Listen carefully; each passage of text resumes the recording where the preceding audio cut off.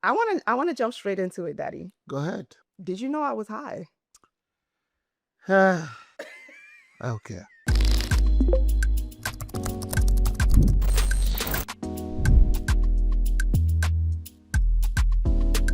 Wow, today is such a special, special, special day. Hi guys, welcome back to the podcast. So first of all, hi, I'm Chizi. If this is your first time, and if you are returning, how you doing? First of all, my hair is different. Do you guys like? What do you think? I'm trying to give free, renewed rebirth. But yeah, today is a really special episode because I have my first guest. Today I have none other than my father, Papa Duru. Okay, he is an internet sensation, a part of the Duru family. I do. It's so funny because I always joke that it seems like at this point you're my retirement plan because you seem to be the one that's more famous. Everybody loves you. Anytime somebody stops me on the street, they're like, "How's your dad? How's Papa Duru?" And I'm just like, "Oh, forget about me. No worries. It's fine." So, yeah, welcome. Thank you. Thank you very much. This is so funny. Yeah. This is weird. My cheeks hurt from smiling so much. Weird. I don't know, like But we talk all the time, man. no, we literally talk all the time. It's just I don't know, us recording is like this is a real thing. Yeah. I guess I can just like feel how special this is. I think it's very special. You think so? Mm-hmm. Do you like my hair? I love it. It makes you look different. No. It's nice. It's beautiful. Remember, you're always like, but now this is very beautiful, nice, simple too. Oh, by the way, trigger warning. Somebody mentioned this last time. Trigger warning. There will be conversations and language around substance abuse, addiction. So if that is something that triggers you at all, please know that that is going to be talked about today. All right. So I wanted to bring you on today because the last 2 weeks have been really, shall I say, incredible, different, groundbreaking. So if you if you guys don't know, you guys definitely need to catch up on the last 2 episodes. I share essentially my personal journey with substance abuse. And there were a lot of parents that were watching, right? And they wanted to know what my parents thought. Like, where were you guys? What was your experience? What did you think? Did you know? So we're going to basically talk all about that today.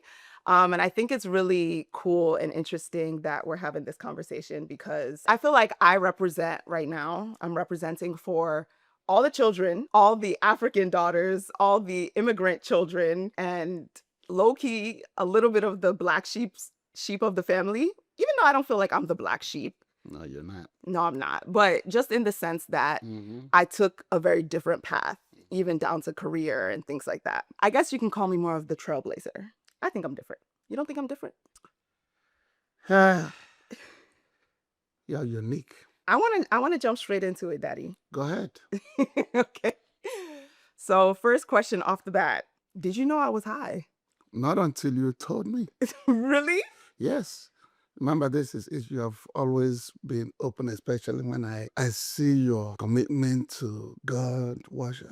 Sometimes I'm like, but get this guy to this level. You know what? You remember one night we were talking, and then you opened up and told me about smoking in high school. I'm like, excuse me? Wait, so you And didn't know? how would I know? You didn't know? I had no idea. So when you told me, I heard myself tight. I'm like, what? You see, sometimes parents will be going thinking they know. I had no idea, no clue, nothing. Because in high school, you will come back, you will do your Homework? and you always had those challenging homeworks. Remember, your mother and I and you will sit around to do. I was in all the honors classes Yes, and the AP classes. and we were cracking our head. So you were all into your book, do your homework, and stuff. So I had no idea there was anything Wow. extra. And if I didn't know, definitely your mother wouldn't know. Because I think I am closer with Chizi in terms of discussions. She's like, no. I said, well, if you don't know and now I know first, so what does that show you? But anyway, yeah. Well, I mean, I feel like that's something that I shared in the video where I was a high achiever, right? So I did my work.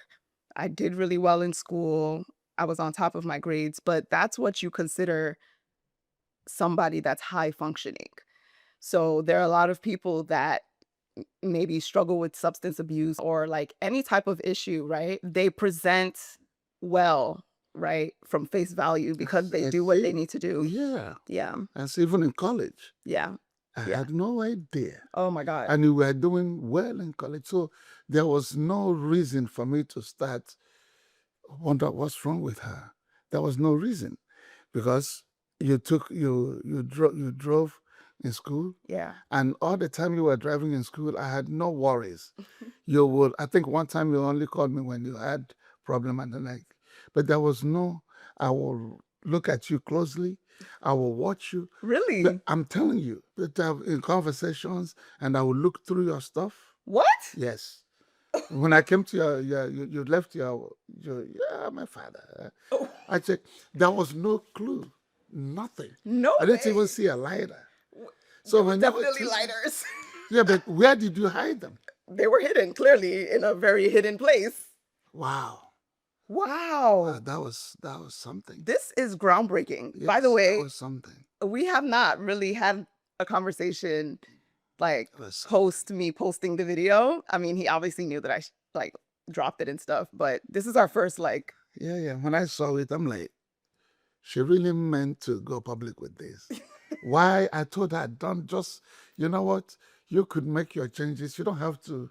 But then again, that's what makes you unique. So, just for context, what he's talking about is I think last year I called you on the phone and because I honestly planned to share like my testimony and my story last year or even 2 years ago, I think at this point. Yeah.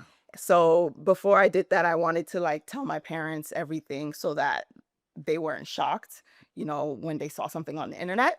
So basically I called my dad and I told him like everything that I ever struggled with from the addiction to Mary Jane, to so many other things that one day, by the grace of God, I'll share. So I wanted to like tell them and catch him up and let him know. And actually, now that we're speaking about it, there was something I remember when we had that conversation. You said something so profound that has never left me, right?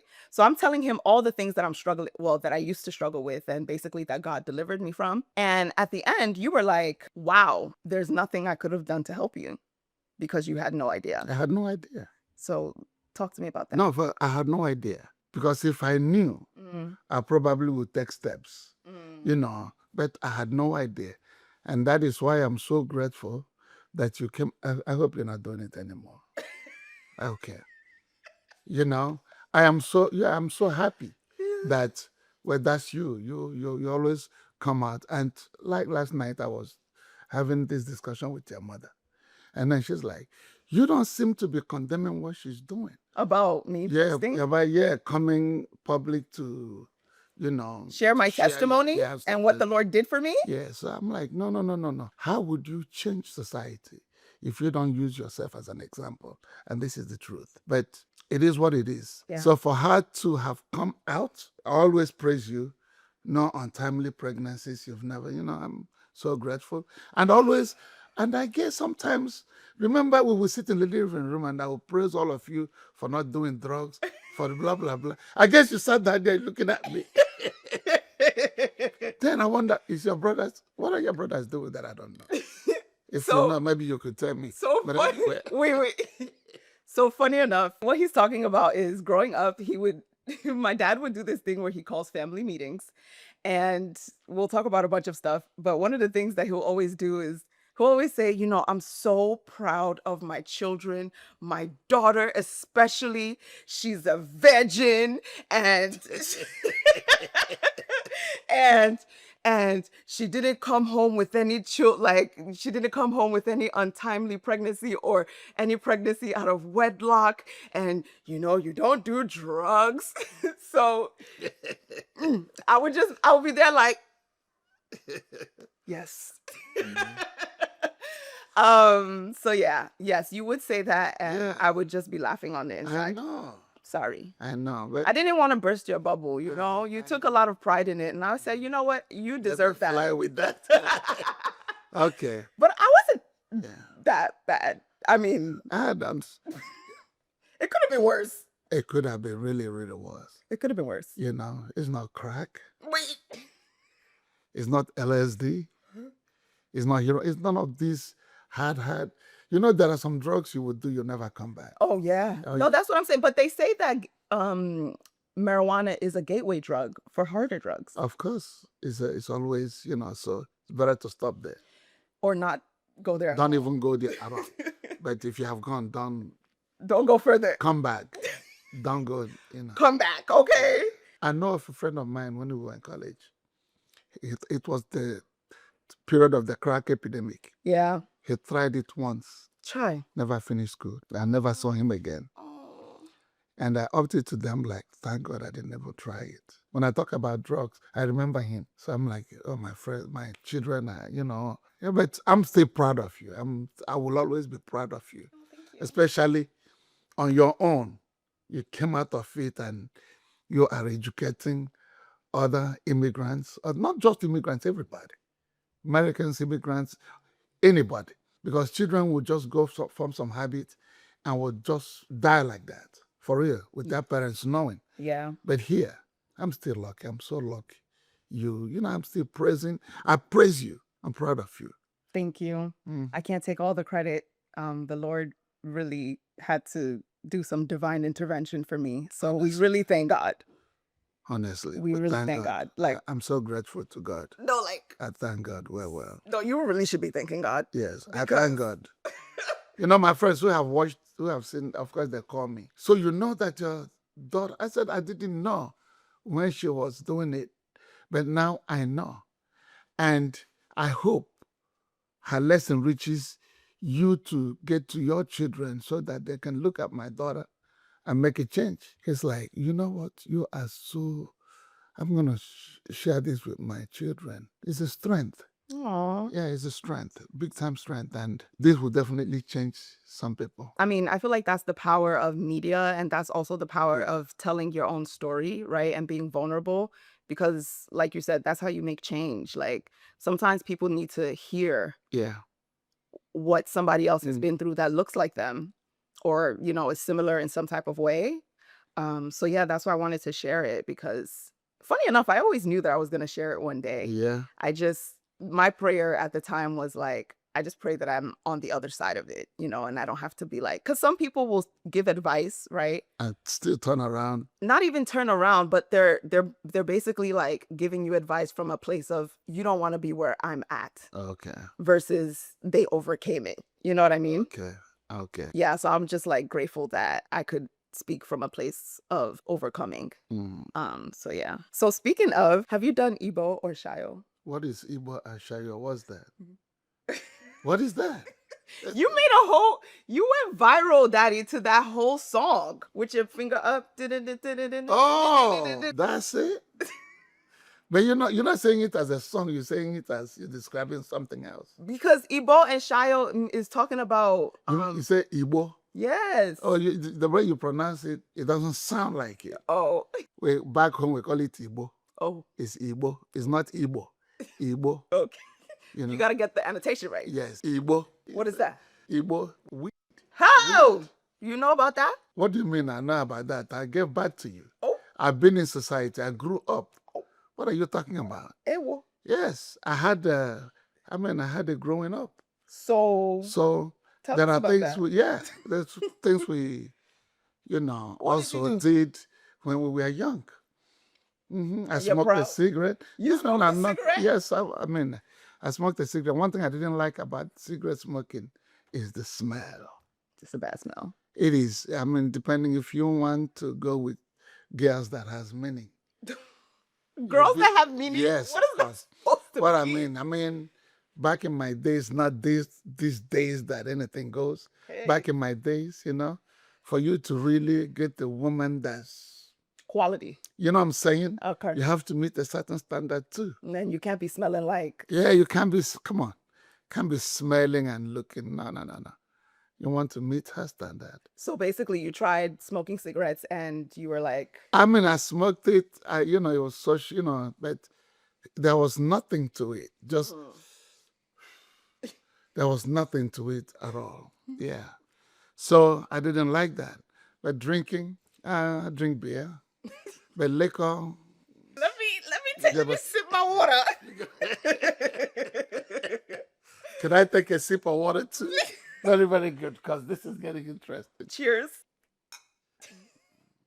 While in Nigeria, Oh, wow. We are getting the exclusive right now. Okay. I was the perfect child. Perfect in the sense that it's all about going to school, doing the right thing, blah, blah, blah. Nothing like smoking. You can't do it. There. Back then. You can't do it because it's not possible. What do you mean it's not possible? It's not possible. It's not an open society like here. Children are exposed to a whole lot of things, blah, blah, blah. Oh, by the way, just for context, so my dad is an immigrant. He immigrated here from Nigeria. Yeah. I don't know how long ago. I came here when I was 19. 19, okay? And Yes, so he came to a new land. So I am first gen. You paved the way. Thank you so much. No, I really mean that. And you grew up in the village. I grew up in the village. The only time I went to Lagos was when I finished high school. Then I go to Lagos, visit, come back. Aww. And then I grew up in the village. Grew up in the village. Yeah. So I'm a village boy. Village boy. No, but so yeah, I just want to give that context. Okay, continue. Yes. So when in Nigeria, none of that. Smoking, drink, no. In fact, we just lived it, but here. Yeah. Of course, now you're here and now in New York, you meet students, you drink, you smoke cigarettes. So basically in the same way that I went off to college and was like there's more freedom. So you immigrated and you're basically on your own and you're in college and there was more freedom for you to try different things.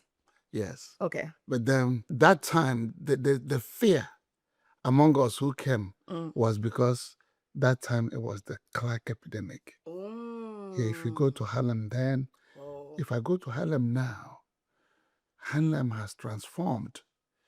Back then, it was just crack all of burned down houses. You couldn't go into Harlem to live then. Oh, wow. Even the Apollo was... The Apollo Theater? Yeah, it was down then. Really? Recently, they just... revived it? Revived it and stuff like that. So it was the crack epidemic. We ran away. Anything drug.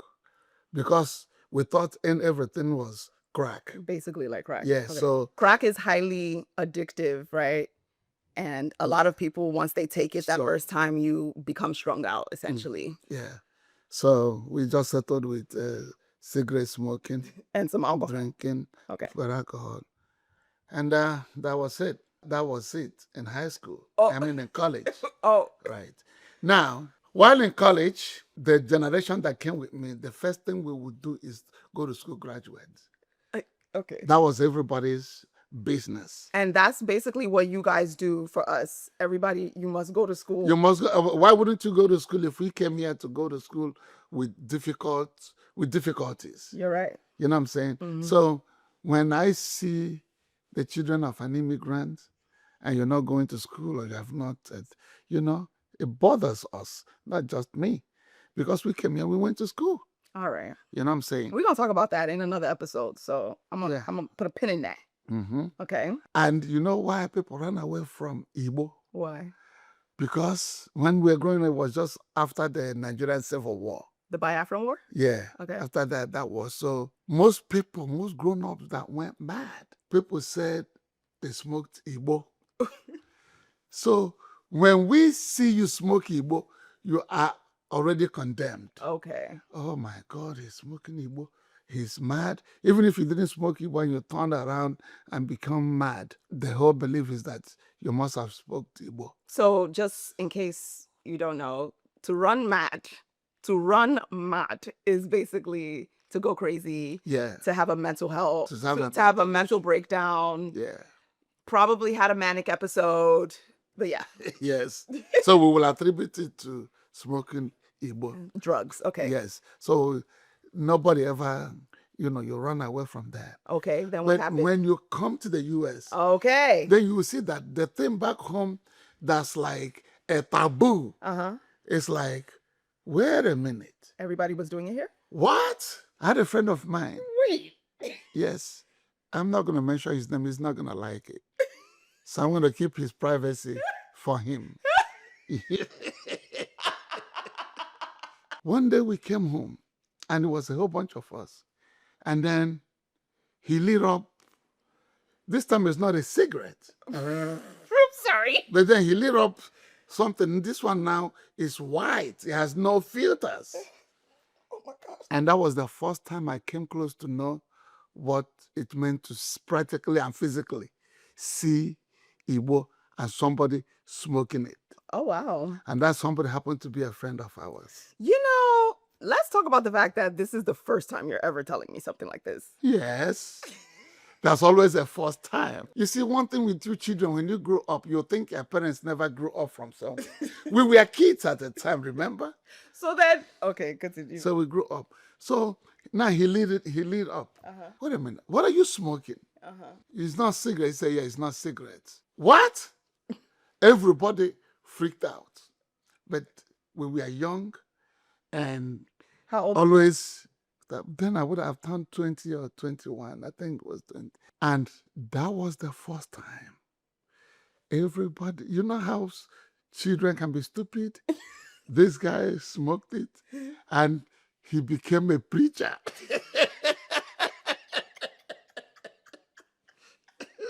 Wait. Yes. Then you knew. Everybody tried it. I tried it. Yes. And instantly, it's like I wanted to cry. Wait. Yes. Wait. Because the house was turning around. Wait. The table was moving. I think everything was moving except me. Wait. And I prayed, if I can come out of this, I'm not going to. Wait a minute. I was not expecting any Yes. of this. It was an ugly experience. I just prayed to God.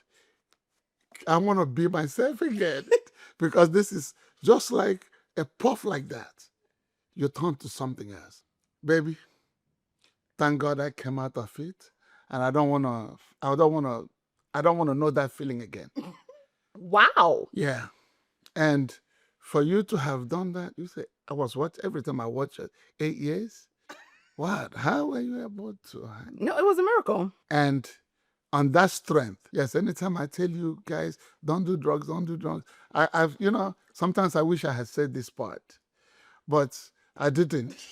Because guess what? One of the reasons why I didn't is like, well, because children are fun. Yeah. If daddy tried it, maybe let me go try it. Yeah. And let me find it. So that's why I kept I kept it. Well, I also think, honestly, like people are gonna do what they want to do.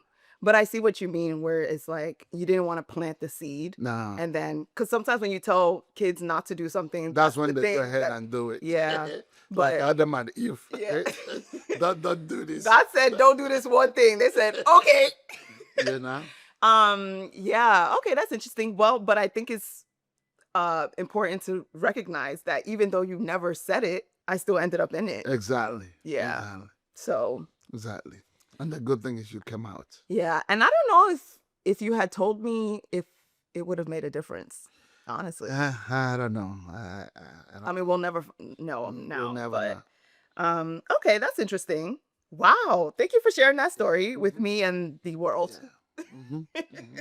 Oh, if y'all can't tell, he grew up in New York. Well, lived in New York. Yeah, that's actually, I've grown up here more than I grew up back. Oh, wow. I mean, come on, I'm in my 60s, just imagine. Yeah, so this is all I know. Sometimes when I go home, I feel strange. But I'm getting there. That is, I'm sorry. Getting there. I'm sorry. Okay. A lot of people don't know that you are a retired social worker. Yes, I am. Being a social worker in the inner city, right? I'm assuming you saw a lot of things and a lot of different like scenarios. With all the things that you saw being a social worker in the inner city, like, did you ever think that it could happen to your own children? Based off of what you're saying, you're obviously shocked, or you were shocked that I was going through what I was going through. So, Being a social worker, and of course, I've gone through so many experiences. And that's why sometimes when I sit you guys down and I'm hammering about drugs, because the experiences from all the clientele, they end up in what they have ended up partly because of one of the many reasons is because of drugs. Yeah, there are other reasons, yeah. but drugs is actually a very principal part of it because under the influence, Yeah. depending on what drug you took, Yeah. there are certain things you won't resist. I had one client, and she happened to be a lady, and I took special interest in her because she came out from jail. With time, she made changes. Yeah, she made really changes. Went back to school. That's one good thing about what you're just doing. I hope this reaches out to people and they can use it and make the change they really deserve. Everybody deserves a chance to make a change. Yeah. And people don't change just based on anything. It is based on confessions from a glamorous, successful, beautiful girl like you. One of the things that kill us is we hide things. Ooh, Yeah, we hide. Yes. That's where the devil likes to live, in Yes. silence and shame. That's So, where shame lives. with you coming out and look at the background that you come from, you have parents that paid you attention, and you were not just out there, but still you had some habits. Now, imagine people who had serious issues, broken homes, parents, they broke up, they end up in foster care, bad friends, bad companies, and they keep going. These habits, they keep going just from a little attempt, and then they just go. So, but here in your own situation, I really appreciate coming out. Is a direct lesson to people, even who come from very good homes. Yeah. And you see one of the mistakes you make, we think somebody comes from a good home. Those are the ones that really get the spiritual attack, honestly. Yeah. Not the spiritual attack. For lack of better word. Because I still, evil spirits pushes people. Let me not go. Let me not go there. But it's a good thing, and I hope people will learn from it. Don't try it once. Just don't. If you try it, come out just like you came out by the grace of God. Yeah, but it's also like make a decision. Yeah. Yeah. You also do have the power and the choice and the free will to make a different decision for yourself, to seek help, right? To tell somebody to not live in that shame and isolation. Yeah. I mean, I feel like even just to your point about me opening up, silence is a big, Yeah, that's the thing. oh my gosh. And especially for us who were born and raised. Let's talk about that real quick. Yes, because we are of Nigerian background and heritage. And I feel like not only is it a Nigerian thing, I honestly think this is not only an African thing, a Black thing, right? It's kind of like whatever happens in the house stays in the house. You do not open up and tell people what you're going through. That's not a thing. So, not you. Look at how you.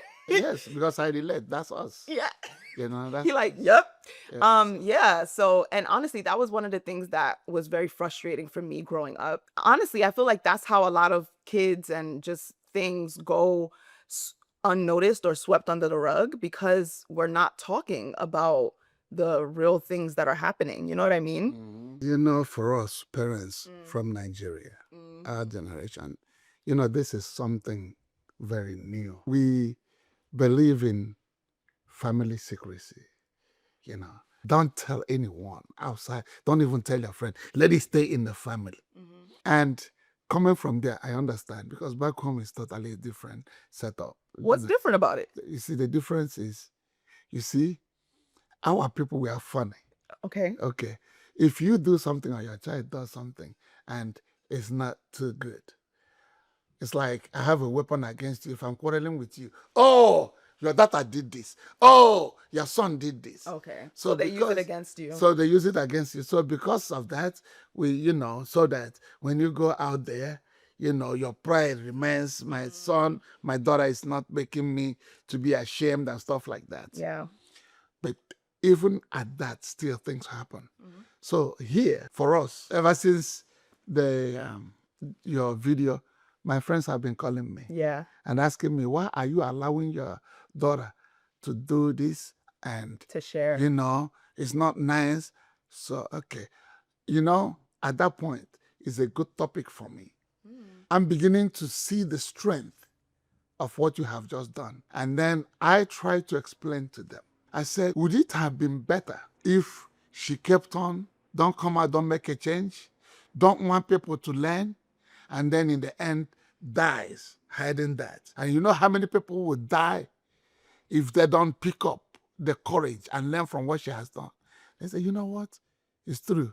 Oh man, you're becoming too American. I said, no, it's not being American. It's human. It's life. Let us face facts. I am happy my daughter is coming out and educating people. She's a very successful woman. She didn't just end up in the street. And she wants other people to be like her, to copy from her, to learn, to make the right move. Then I gave one of them, especially one instance, about a friend. I'm not going to mention any names. Yeah. That friend had a daughter. She dropped out of college. She was into drugs. And before you knew it, she just ended up like that. Homeless. Wow. She's from a good home. From a good home. Yes. When you say good home, do you mean like two-parent household? Two-parent household, mother is working, father is working, investing in the children. Yes. When had the opportunity to get education. Exactly. Okay. And yet, so I feel so proud to say, listen, the things that we have killing us is attitudes that don't help us, like hiding stuff. And then when you hide it, you die with it. When you share your experience, you are alive, you are sharing it. And other people will pick up life because they look at you and learn and make corrections. So it gave me strength. I like it. I like it because this is a success story. You discovered the Lord on your own. I never told you, sit down, let me yes, we used to, take go us to church, blah, blah, blah. But I don't think the way I preach about drugs and preach, I don't think I'm quoting the Bible. Yeah. And blah, blah, blah. But so I don't on know your if I've own. quoted the Bible to me. You know what I'm saying? You've tried. So I'm like, what got this guy to this point? So powerful. I'm so proud that I have a daughter that survives. And from her experiences, she wants to reach out to other young boys and young girls. And clap on you. I clap for you on that. I'm really grateful. Oh yeah. I mean, because it could have been the other way. Oh my God, it could have been so bad. It could have been And so I bad. only have one daughter. One. I would have died. So thank God for this.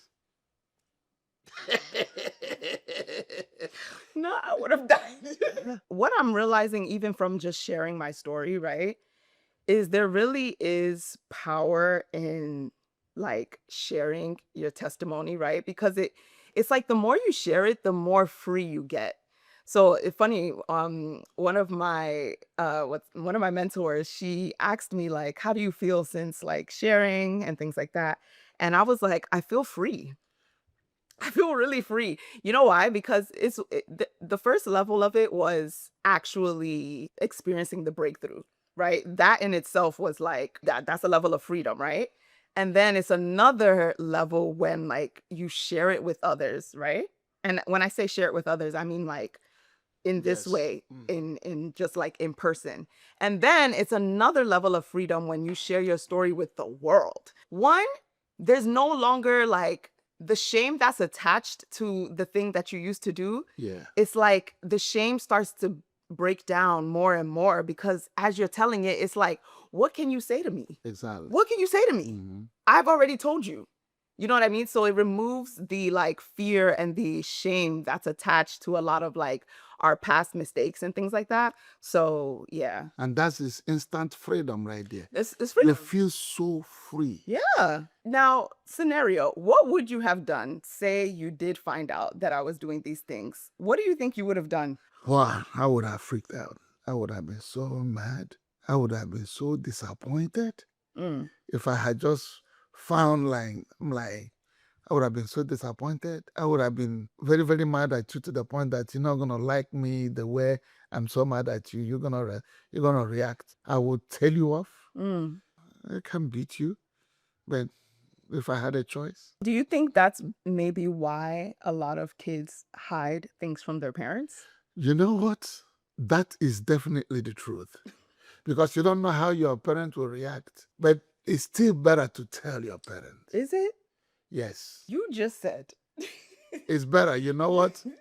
Let them be angry. hmm Let them blah blah blah, but at least let them know. Let me speak from my perspective as a first gen, right? I feel like that's one of the reasons why I kept a lot of things hidden growing up because Because you were scared how we will react. and I mean in this And it's instance true. right now, right, you're literally admitting to how you would have reacted. I feel like that is actually more of the thing This more is than why. anything. Yeah.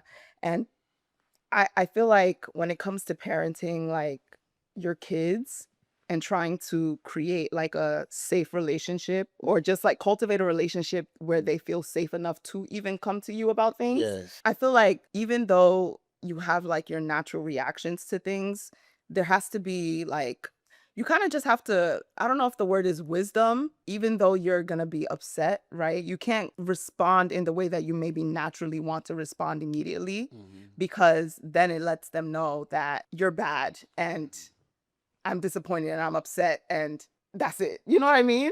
Instead of actually finding the solution to why they're Why, even yeah. doing this thing in the first place. Yeah. It's funny because I used to watch a lot of shows and most of the time, and I'm sure as a social worker too, like you see that a lot of kids act out not because they just want to act out, right? There's usually a deeper thing Yeah, that's that's what. going on. Yeah. So and them acting out is just a manifestation of what they're really. Oh, the deeper thing inside of them. Yeah. Yeah. So I don't know. I feel like maybe the advice for new parents is just like be mindful about how you respond to them when they do either do bad things or things that you're disappointed in, you know? Yeah. That is true. The fear in the children Yeah. of what the parents will do is one of the reasons why they keep to themselves, and that's dangerous. And we parents, we have to really recognize that for real. No matter how bad, if you know, find a better way. Find a better way. Because for a child to trust you and tell you things, the child will know if you don't respond harshly, Yeah. they probably be more open. Yeah. And I think, from the way we raised you guys, I think you guys also, it's like I even see it now.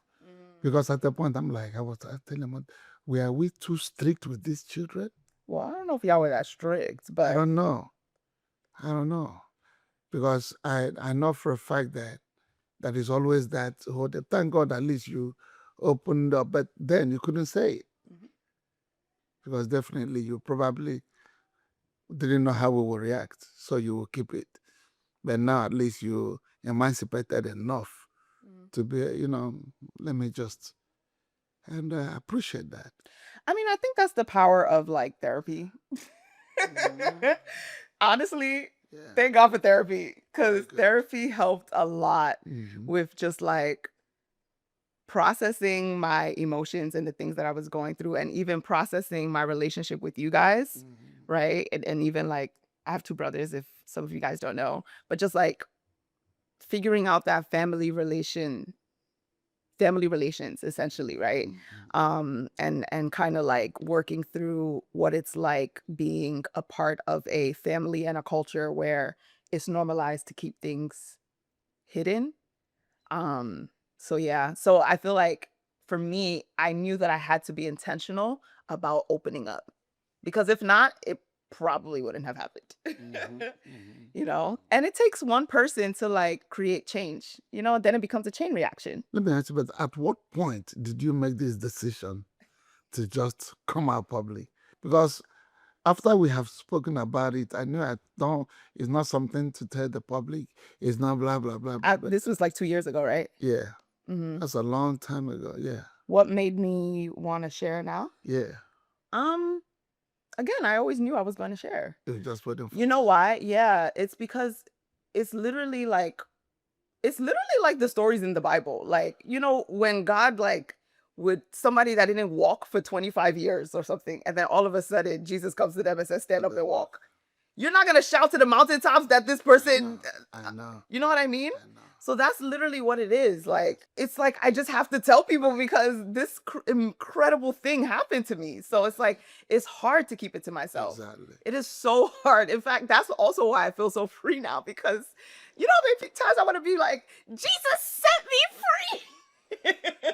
And, you know, but it's like, I also don't want, I know how some people respond to like Christianity or Christian rhetoric. So, you know, I just want to be like intentional and I guess tactful about how I present certain things. So essentially all that to say, I knew I was always going to say something.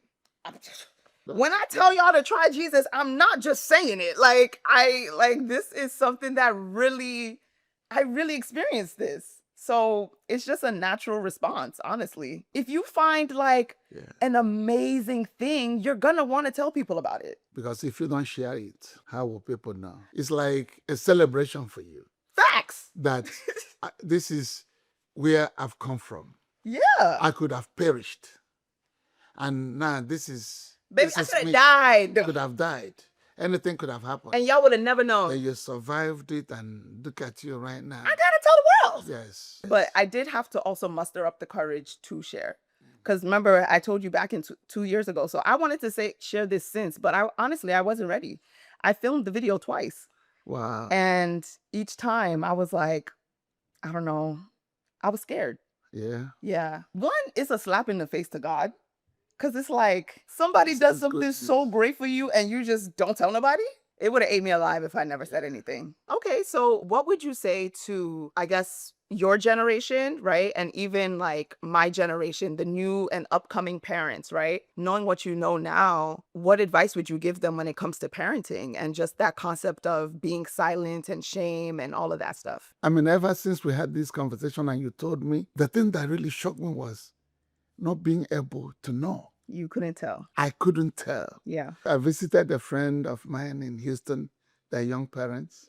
Bearing you in mind, I'm telling them, you see these kids running around, pay deep attention to them.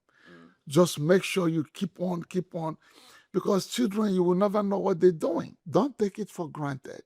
Look deep into your sons, your daughters. Thank God we have a conversation. You know, some parents and their children don't talk as we do. Parents, be close to your children. Be very, very, very close. Don't take it for granted that you know.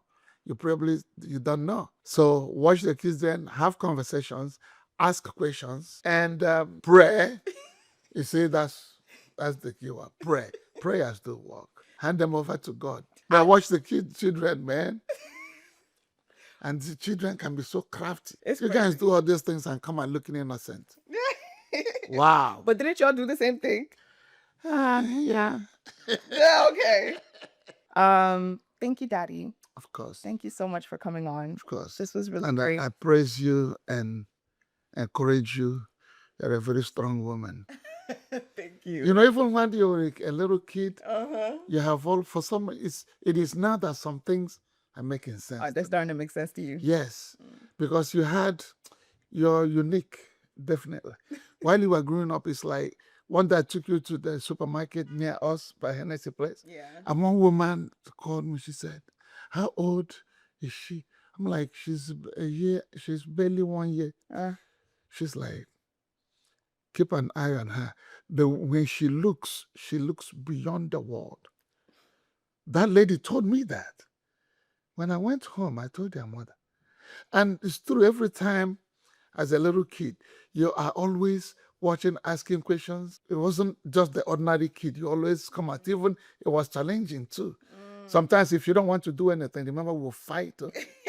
I was very stubborn. This is remember it was a fight. It wasn't that no, it was you would be the one fighting me. We were and I'll be taking the blows and still doing it. And wow. Yeah. You came out really good. Thank God for you. Thank God. Thank you. Oh, we God, thank you, Lord. Thank you. I would have lost a beautiful daughter if you didn't. If God didn't just do it. In fact, it's God we give the glory. Seriously. God, thank you. Oh my God. Thank you, God. Thank you so much, God. Yeah. Thank you. The thing you do in the life of our family, I will always remain grateful. Thank you for everything, Daddy. Oh, well, thank you so much for coming on. Thank you guys so much for listening and watching. Make sure you are subscribed. Tune in to next week. You never know what you're going to get here on the I Guess I'm an Adult Now podcast. You know that's the name of my podcast? Yes, I'm an adult now. I Guess I'm an Adult Now. Yeah, I see it. Oh, okay. Sorry. Bye, y'all.